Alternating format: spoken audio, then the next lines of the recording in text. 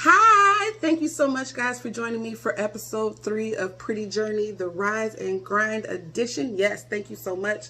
This topic we're going to discuss is going to be budgeting and profits and loss.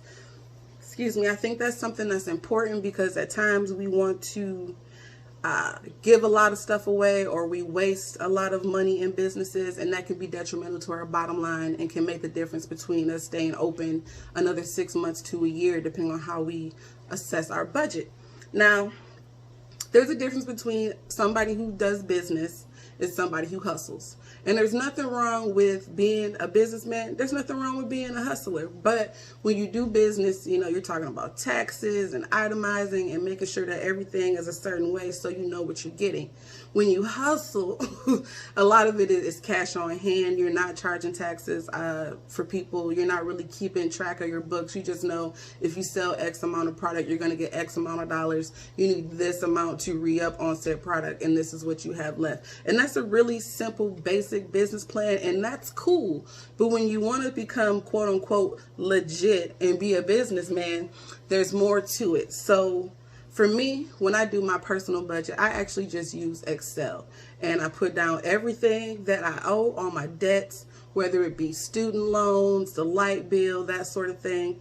Then I have a section for when everything's due every month. Then I have another section for how much income I'm getting in and when those payments are coming in. And then I have a final section of all my accounts and the current balances. And what that does is shows me what I have coming in and when it's coming, what needs to go out and when that needs to go out, what accounts and where I am to handle those situations. And it gives me the ability to assess what my budget is, what I can play around with, what I can buy, that sort of thing. So you want to apply the same principles to your business. You have payroll when it comes to some things. You need to know when you're paying money out. You need to know when the light bill for your business is due. I mean, even if you're working from your home, you still got to pay your lights. You know what I'm saying? So it's very, very important to have a very detailed list of everything that you spend. I know also, reverting back to my personal budget, I'm really big on making sure I have money for twos and fews. And you'd be like, well, what do you mean? So twos and fews are when you're at the supermarket and you decide to buy some gum or a magazine or, this or that, impulse purchases. You know what I'm saying? And those add up. If you go out every day and make an impulse purchase of $2 or $3, by the end of the week, you can spend $15, $20. You see? So it's the little things that can really make a budget blossom, especially if you want to know where to cut. So reverting that back to business, because I could get into the personal. So you want to manage your materials, you want to manage your payroll, you want to manage your reoccurring debt, which are most of your monthly bills.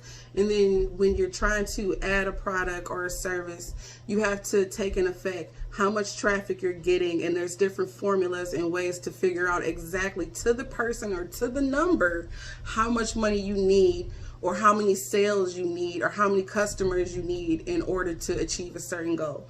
So make sure that we're being very detailed with our budgets, that we're writing things down. Like I said, I recommend Excel.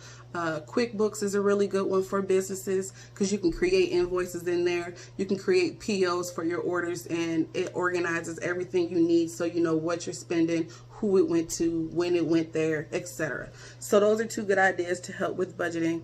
And then I want to talk about accounts. Now, like I said before, I sell jewelry, and I do person-to-person shipping, and then I do invoicing, and I also receive payments. Now, different accounts you can have for your payments. Of course, you can go to a bank and set up a business account, or you can use like a Chime card or a Cash App card or stuff like that. It's a way for you to receive money. But you have to be careful, because when you're doing a business versus a hustle, you're paying taxes on products and different things that you're selling. And if you're not charging those taxes back to your customer, even though it might suck, you're losing money. So you have to include your shipping, you have to include taxes and all that stuff, because Cash App, PayPal, whatever you don't include, it's not going to charge your customer. So you want to be careful with what account you use and how you're able to use the data from that account.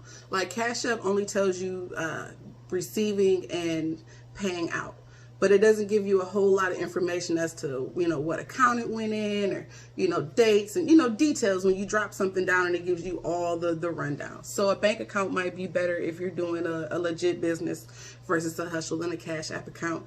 But like I said, whatever you choose to do, make sure that the account is, of course, legit, because you don't want nobody taking your money. Information could be compromised. You know what I'm saying. But you want to make sure that you got the right account, that you know how to use it, and that you're charging the right amount of money so that you're not losing. It's really easy to sell something for $5, but if it costs you $5.35 to make it, you know you're losing. So that's it, you guys. Budgets and profit and loss management. Just a quick little tips right there. Make sure that you're doing your budget and that you know what you're spending. It is very, very important to know when you're making money and how you're making money, to identify trends in your budget on how you can capitalize on making more money.